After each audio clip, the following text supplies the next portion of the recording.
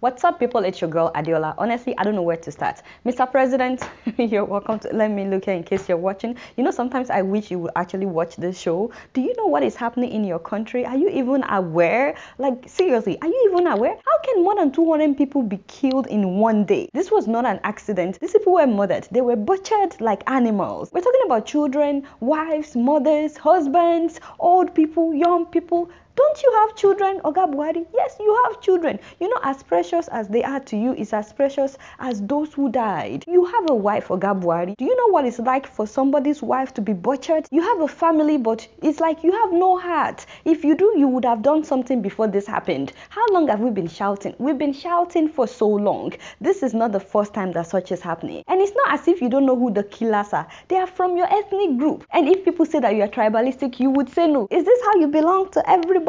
By refusing to go after people from your ethnic group that are terrorizing a whole nation? Who is really advising this man? How could you send the vice president when such a tragedy happened, when more than 200 people were killed? Do you know that it took 3 days after the incident for Buhari to go and visit Plateau State? You know, that tells me that you didn't really want to go, Oga Buhari, that they had to convince you to go. That is why it would take you 3 days. How did you sleep for 3 days knowing that 200 of your citizens were massacred before deciding to go there? And honestly, I know this is not just Nigeria, but what's up with all this ceremony that they do when presidents go to one place? It's your country. It's not as if you are visiting another country. You're supposed to go and comfort people that are crying, people that are mourning, and you come out of the plane shaking people's hands, smiling and stuff like that. I don't know. Things like that, it gets me upset. Me, I was thinking you would start crying before you even get out of the plane. I don't even see like the remorse. I'm not saying that we need your tears, Oga Buhari. I'm just saying it would be good to at least know that you understand what these people are going through. I would rather have him take the necessary actions than for him to cry,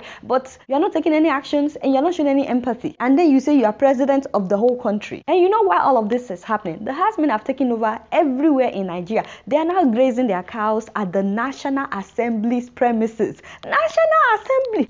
This is the National Assembly. Okay, good, got that. Astonishing. And you can even smell the dung. Astonishing. Hey, fat.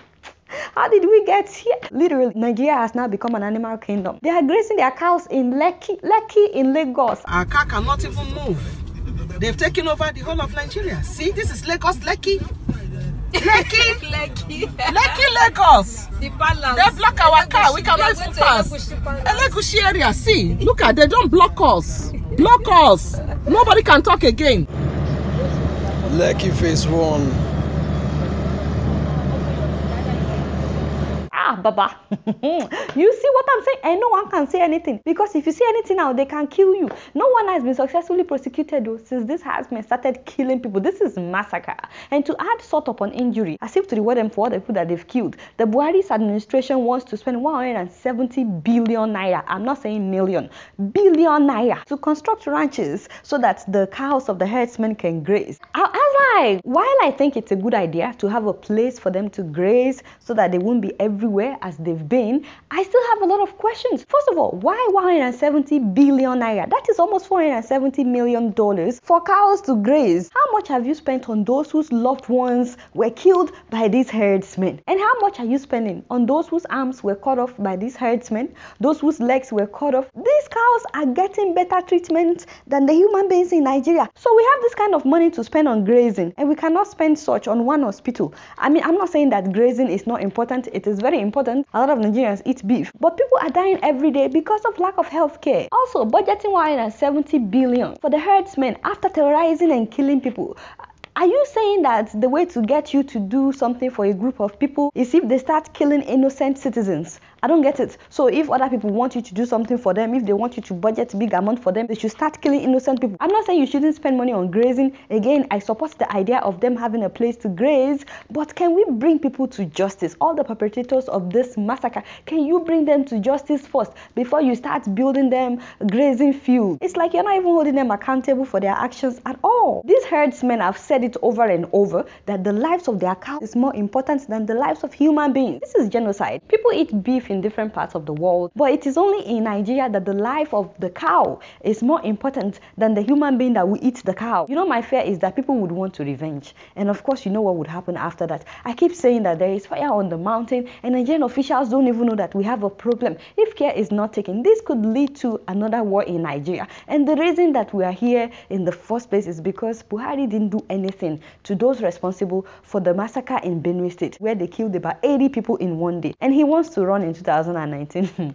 Oga Buhari, you are not concerned. You are more concerned about winning the election than securing the lives of the people you want to govern. Who does that? Did you guys notice when the Super Eagles beat Iceland, how every Nigerian celebrated? Even Nigerians that are not at home, everybody was celebrating, which tells me that Nigerians are really united when it comes to sport. And if you can be that united over sport, honestly, I think our main problem is our leaders. If we have the right leaders, Nigerians will thrive. Nigerians can get along and Nigerians will thrive. But the good thing is another election is coming. Go and get your PVC. You guys know I don't know much. Guess what? I'm just keeping it real.